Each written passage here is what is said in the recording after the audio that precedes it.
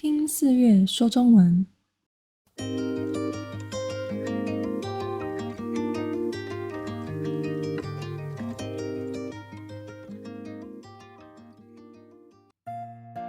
嗨，大家这周过得好吗？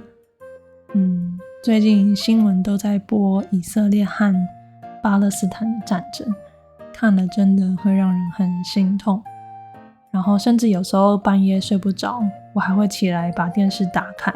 然后看现在的状况。虽然有被骂说为什么半夜要看这些难过的事呢？那也因此让我想要就是了解更多关于这个冲突，所以我就上网挑了几本关于巴勒斯坦和以色列相关的书籍。那就有让我想到我现在在用的电子书，好像可以跟大家分享一下它的优点跟缺点。那希望对于有在考虑要买电子书的人会有一些帮助。那我就开始分享今天的主题，关于使用电子阅读器看书的好与坏。大家有使用过电子书阅读器吗？最近因为想要了解更多关于以色列和巴勒斯坦的战争，我就又上网买了几本关于以色列和巴勒斯坦历史的电子书。也因为电子书实在是很方便，买完就立刻可以在电脑或是阅读器上看，所以常常不小心就放入购物车，然后就下单了，真的是挺恐怖的。那不晓得大家是否都有看过实体的电子书阅读器？如果你现在有去逛过台湾的诚品书店，应该都会看到一区展示着电子书阅读器的地方。但这也是到了电子书阅读器变得流行后才开始的。像我记得在当学生的时候啊，第一次看到一位加拿大来台留学的同学拿着一台阅读器的时候，当下我还以为只是一张纸，因为是黑白的，而且看上去真的很平面，又没有任何辅助的光线。结果当萤幕突然变了一张图的时候，我整个相当惊讶。虽然那时候 iPad 在台湾已经相当流行，但是电子书阅读器可能还不是这么有名吧，也可能是学生比较不会购买，所以真的从来没有看过。因此我一直以为这是一个高科技，而且假设应该要花很多钱才能买到一台的感觉。后来去工作后才发现，原来一台的价格几乎是一台 iPad 的1/3而已。加上外形又非常轻巧好携带，后来就大约用了3000元台币购入了我第一台 Kindle，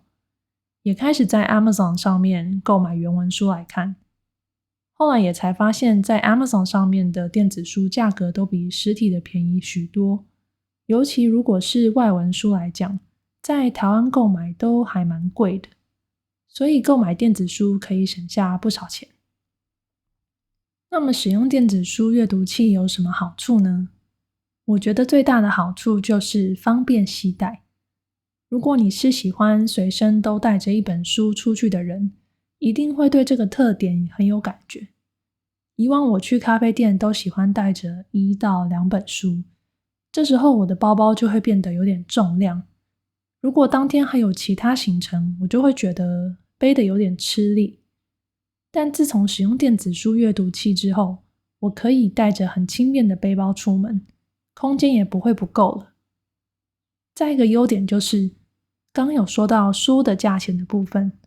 老实说，如果大多不是看原文书，台湾的书店已经有很多的折扣，价钱上可能没有差太多。但是如果是喜欢看外文书的人，同样一本书在 Amazon 上面买，真的和在台湾的书店买差很多。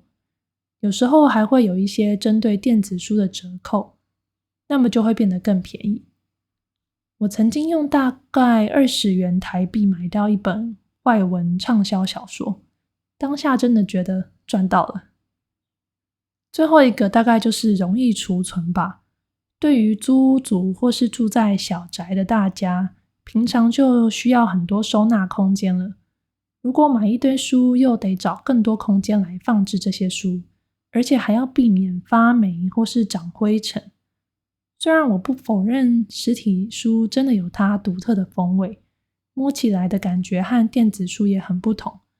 但是如果没有好好保存，真的会有发霉甚至损坏的情况，看到也是会很心痛的。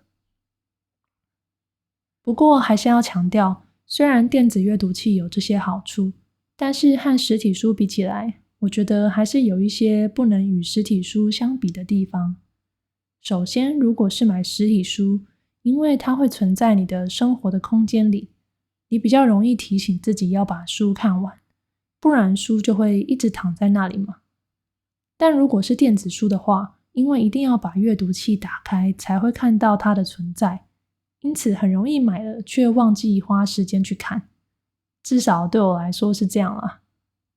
另外就是关于看书的进度，使用电子阅读器的时候，你会看到它有所谓的进度百分比，显示你目前看这本书的进度。但对我而言，拿在手上的书可以实际感受目前看到的进度，而不是只是冷冰冰的数字。这大概也是实体书的一种浪漫吧。最后就是，如果是学习用的书，像是英文啊或是日文书这种，需要在上面手写做一些笔记，电子书几乎是比不下去了。虽然电子书也有笔记的功能，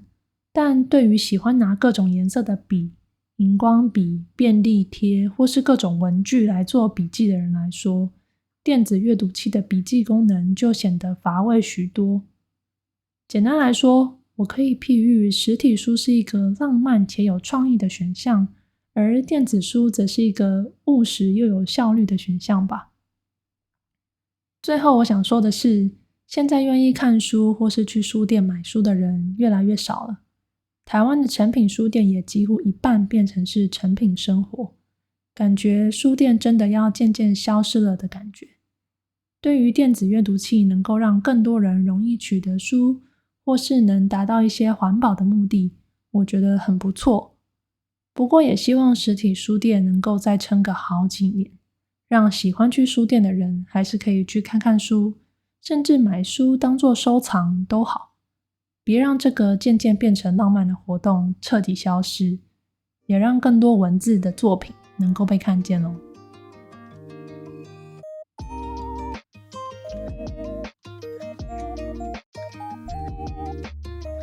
谢谢您收听我的节目，